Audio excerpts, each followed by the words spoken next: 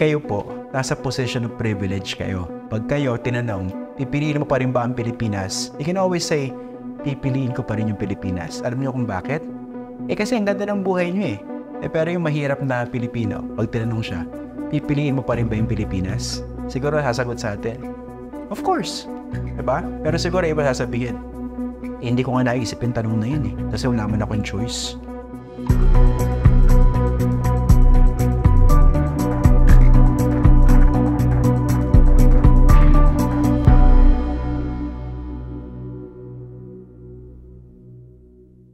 Kumusta po?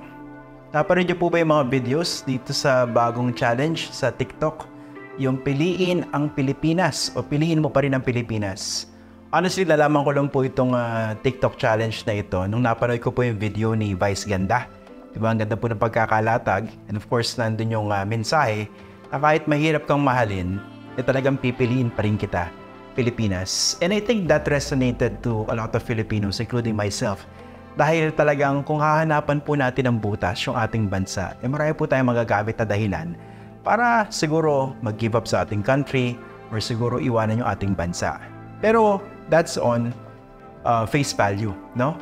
Kumbaga, kung talaga naghahanap ka lang ng dahilan para iwan ang Pilipinas.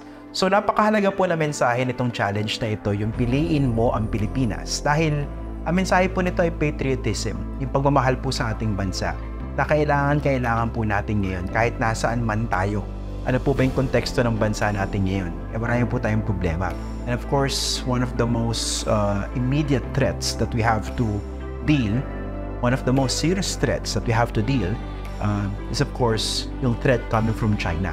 Na nakikita po natin kung gaano po kaganapal, gaano po katindi yung pambubuli at panghaharas ng ginagawa po ng China sa atin po sariling bakuran diyan po sa West Philippine Sea.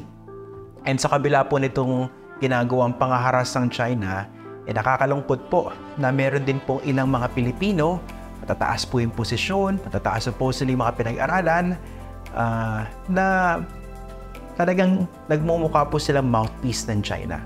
Or talagang mouthpiece na sila ng China. Ang pinagtatanggol po nila yung China. At ang sinisiraan pa yung Pilipinas. So sa ganitong konteksto, kailangan po nating mas buhayin at mas paigtingin yung ating sense of nationalism, yung ating sense of patriotism. Okay, so piliin mo pa rin ang Pilipinas. Nung nakita ko po yung TikTok challenge na yan, naisip ko, actually, ang pinag-uusapan dito ay choices. Okay? And this is one thing that I want you guys to actually realize. Alam niyo po, napakapalad po natin dahil tayo mismo, we can afford to talk about this issue. Itong pagpili sa Pilipinas. Ibig sabihin, we are in a position of privilege to actually talk about choices. Piliin o hindi ang Pilipinas. Pero alam niyo po, dun po sa mas nakararaming Pilipino, siguro hindi po napapanood itong video nito, or never will they be able to watch this video or itong mga TikTok challenge na ito. Sila po talaga walang choice. Ang choice, para lang sa may pera. Ang meron po sana, yung sitwasyon kung saan kailangan nilang tiisin yung kanilang sitwasyon, yung kanilang kalagayan. Yun po yung meron sa kanila. Choices are non-existent. Naghanap yung kahirapan. Bago isipin yung tanong, pipiliin mo ba uli yung Pilipinas? Ang isipin nila, wala nga akong pambili ng bigas mamaya Hindi ko nga alam kung makakaharap ng trabaho yung asawa ko sa susunod na buwan. Hindi ko nga alam kung mapapagkasya ko sa susunod na 3 araw itong budget na meron ako. Hindi ko nga alam kung mapapag-aral ko pa ba yung aking mga anak para sa susunod na semester. Ang dami pong ganyang situation. Sila mismo, hindi nila maisip na pipiliin ko ba yung Pilipinas. Pero ramdam nyo, nandun pa rin yung sense of nationalism at saka patriotism. Kaya ako po sinasabi ito dahil gusto ko rin po sana ilagay sa tamang konteksto yung mga nakikita natin ganyan mga challenges. Kasi nga, while maganda po yung mensahe, yun po yung para paigtingin at pukawin yung ating sense of nationalism and patriotism. Sana po hindi po mahinto sa ganyang mga videos lang yung pagpopromote po ng ganyang mga mensahe. Kasi madali po talagang mag-post ng video sa ganyan. Pag meron ka mga resources, maganda yung studio mo, magaling yung social media team mo, meron kang tinatawag na glam team, maganda po yan, di ba? Pero sana hindi po dyan huminto yung ating mensahe. Sana po ay ma-translate yan doon po sa mga actual na sitwasyon kung saan talaga may papakita natin yung pagiging Pilipino natin. Kasi nga, ang iniiwasan natin dito, yung tipong lip service lang ang lahat. Or siguro, in the case of some influencers, for the clout. But the good thing is that, kung meron mga ganyang mga videos, katulad ng magandang video na ipinost po ni Vice Ganda, sigurado po, maraming Pilipino po ang nai-impluwensyahan positively ng ganyang mensahe. So again, iniisip ko mabuti, no? Yung katagang piliin mo ang Pilipinas o piliin mo pa rin ang Pilipinas. Ako personally, I don't think any Filipino in his right mind would actually give up on the Philippines. Kahit siguro matagal na po sila nakapagsettle sa ibang bansa. At meron po ako mga kilalang ganyang Pilipino. At pag nakakausap ko po sila, kahit mas maganda na po yung situation nila sa ibang bansa, talagang nandun pa rin po yung puso nila, no, sa Pilipinas. Kasi isa lang po itong bansa natin, no? Alam niyo po yung pinanggagalingan ng ganyang kataga. Yung piliin mo ang Pilipinas or kung bakit yung ibang mga kababayan natin ay mukhang nag-give up na po sa Pilipinas.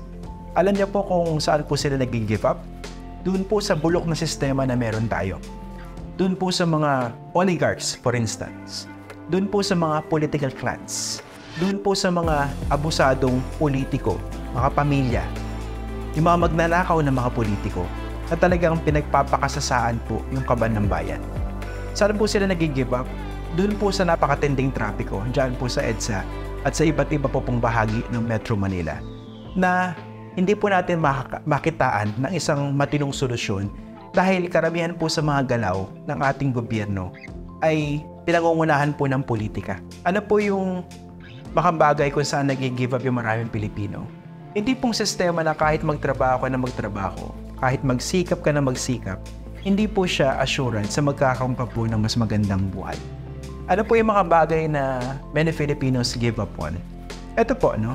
Sa tindi po ng kahirapan, of course, nag-i-improve po yung ating poverty rate, no? Buhababa po. Pero pag inisip natin, sa napakaraming Pilipino pa rin po, alam niyo po, ito po yung masamang situation. No? Hindi po yung pinapanganak yung maraming Pilipino. Andun pa lang sa sinupupunan ng nanay nila. Talo na po Diba? Yung opportunities na meron sila, dapat, wala na agad.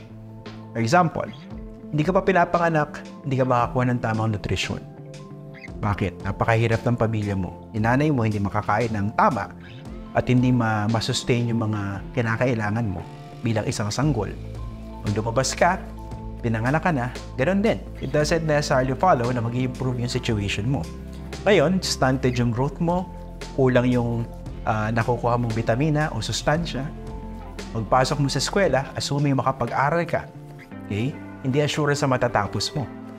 At dun sa panahon na nag-aaral ka, talong-talo ka. Dahil kulang ka sa nutrisyon, hindi ganun kabilis o kadali yung pag-absorb mo ng mga impormasyon. Talo. Diba? So alam natin maraming ginagawa yung gobyerno. Alam natin na tumutulong yung iba't ibang sektor ng ating bansa. Pero pag inisip nyo po, talagang kulang na kulang pa rin po. No? Hindi po natin mapatiro yung ating sistema. Bakit? Nagsisimula rin po yan sa ating mga choices, di ba? For instance, sa ating mga botante, how can we expect to improve the system if we keep putting the wrong people in public office? Sa totoo lang, marami pong magagaling na nasa gobyerno ngayon.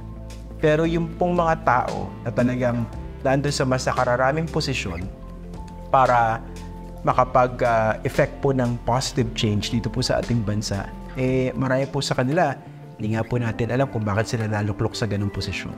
Marami po mga bagay na dapat asikasuhin natin. And fortunately, marami pa rin po sa ating mga Pilipino. Talagang pinipili po rin po yung ating bansa. Dahil nag-iisa na lang po itong bansa natin no? Of course, minsan may mga nakakausap po ko, sinasabi nila, ilang henerasyon pa bang iintayin natin para makita natin yung katinoan, yung katiwasayan ng buhay na deserve ng bawat Pilipino? I don't really know the answer. Ang pamahalaan po merong targets, di ba? Meron silang tinatawag na Ambition 2040. Pagpapalago ng ekonomiya, pagpapaganda ng kabuhayan ng ating bansa. Pero yung mismong sistema po ng ating ekonomiya, matindi rin po yung problema, di ba? So malaki po yung oportunidad na papunta doon po sa mga tao mayayaman So habang lumalago siguro yung kita, hindi naman po necessarily nararamdaman ng mas nakararaming Pilipino. Tapos syempre, nandiyan pa rin po yung problema natin when it comes to character or behavior or social behavior, for instance, if you will. Isa kasi, napakarami sa atin yung tipong sinasabi, nagrereklamo tayo sa mga nakikita natin sa lipunan, sa mga nakikita natin sa gobyerno, pero yung mga simpleng bagay na tayo mismo pwede naman nating baguhin, hindi naman natin nagagawa no? Example, yung mentality natin bilang Pilipino na gusto natin mas madali. Of course, natural yan, no? Human nature. Ayaw natin nahihirapan. Pero tayo kasi, marami sa atin mahilig sa shortcuts, no? You always want the easy route at the expense of following the rules, for instance. Diba? Gusto natin kung saan makakalusot. At itong mentality na ito, talaga nakikita po natin sa iba't ibang mga aspekto ng ating pamumuhay. Example, bakit hindi po tayo tumatawid sa tamang tawiran? Kasi gusto nating hindi mahasen, gusto natin shortcut. Bakit tayo nagmamaneho? Kunwari, na mismo yung U-turn mo, talagang ipipilit mo pa rin kahit maka-aksidente ka. Shortcut. Kaya po meron tayo ganyang pag-iisip dahil nakakalusot pinapayagang makalusot kahit meron po tayong makapatakaran. Kulang sa paghihigpit. Ang problema rito kasi, pag yung nagpapatupad ng batas at yung mga dapat sumusunod sa batas, pareho nag-give up na po sa batas. Wala po talaga mangyayari sa atin.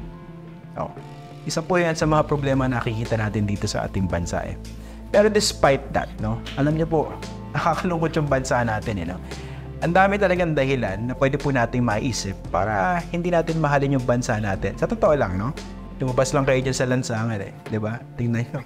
Mabibuisit na kayo Kasi unang-una, yung quality of life natin, nagsasuffer. Kahit gaano pa tayo, kahit ano man yung estado natin sa buhay, unless siguro talaga nakatira ka sa mga pinakamayayaman ng mga subdivisions. Yung talaga nakatira ka sa mga malalaking mansion. So, mas maganda yung buhay mo. Pero pag labas mo ng lansangan, ganun pa rin naman, di ba? Nararasa mo rin traffic unless anak ka ng Panginoon. Isa kang politiko na talagang pwede kang magwangwang at pwede kang dumaan kung saan-saan. Pero my point is, meron kang comforts as a wealthy person dito sa Pilipinas. Pero ramdam mo pa rin kahit paano, Yun lang ma-traffic ka, Kahit ang ganda-ganda ng kotse mo, nakikita mo, iba pa rin talaga yung problema. Nandiyan na rin yung problema. Pero, ang pinagkaiba lang nun, kayo po, nasa position of privilege kayo. Pag kayo, tinanong, pipiliin mo pa rin ba ang Pilipinas? You can always say, pipiliin ko pa rin yung Pilipinas. Alam niyo kung bakit?